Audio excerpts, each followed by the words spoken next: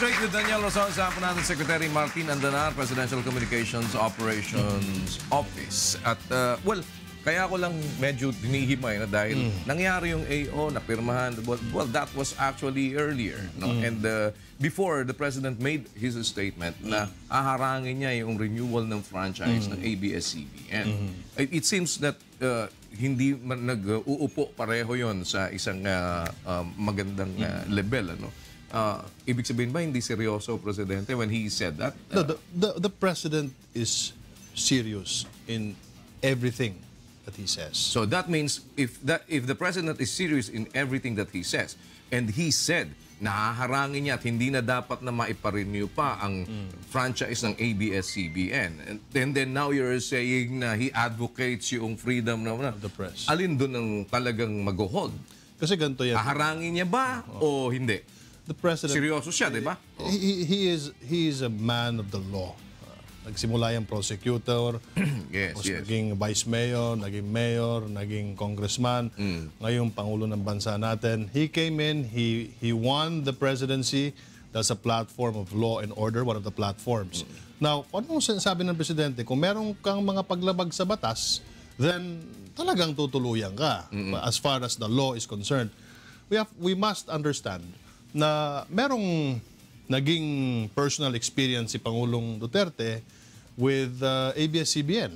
At kinakwento naman niya ng ating Pangulo tungkol doon sa advertisement na binayaran na ng Kampo Duterte. Na hindi pinalabas. And that's a personal experience of the President. And he believes na yun ay isang bagay na paglabag doon sa congressional franchise.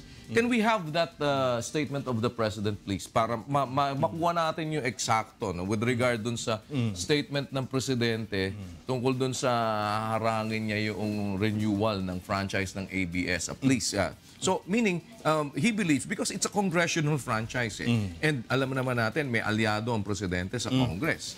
At pwede niyang ipa-scrutinize yung lahat ng mga bagay na yon para masabi na hindi ka na dapat i-renew because the renewal will be another 25 years. Yeah. Now, since the President, as I said earlier, he's a man of law and he respects the Constitution. Siya yung number one talaga dyan. Yes. Now, you mentioned it will go through Congress to the Senate for approval. The President believes and respects the independence of Congress and the Senate. So, siguro, hindi ko alam kung kailan mag-expire ang franchise ng ABS-CBN. Let's just wait for that time to happen, to unfold sa Congress, sa Senado, and for the executive to. But you believe that? But are you one with the President in saying na with all of these things? Kasi syempre may basis siya pa niya sinasabi na hindi na dapat i-renew ang franchise ng ABS-CBN. I am one with the President that we all must follow the law. Lahat, whether it's a franchise, whether may pinatay kang tao, or whether nagnakaw ka, or may nabangga ka, hindi ka sumunod sa batas trapiko, one of the most important ingredients in making the society successful and for more businesses to flow in, mga investments, is for us to have law and order. That's right. Pag walang law and order, that's right. Di ba? So you have to follow the law. But of course, lahat naman yan Pag sinabi ng Presidente, ganito. Pag nag-order ng Presidente, sabihin niya, gawin niyo to, dapat ito yung gusto kong mangyari. But it doesn't mean na gagawin mo na lang without the due process of the law. May due process yan. But what you will be pushing is actually how to find yung way to adhere with the statement of the President. Diba? Parang hanapin mo ang legal na paraan para hindi ma-renew ang franchise ng ABS-CBN. Yung Presidente kasi, as I said earlier, alam naman natin lahat na prosecutor yan, alam niya yung batas. Yes. Inside and out, alam niya yan. Now, kung ano yung sinabi ng Pangulo, yun yung kanyang tawag na policy. Executive policy. And he believes, pag sinabi niya executive policy he believes na may punto siya bakit sinasabi niya na hindi na yan dapat na ma-renew. May punto siya. And your obligation and the obligation of those who are allied of the President is to look for that point and to strengthen that point and make it happen. Di ba ganun yun?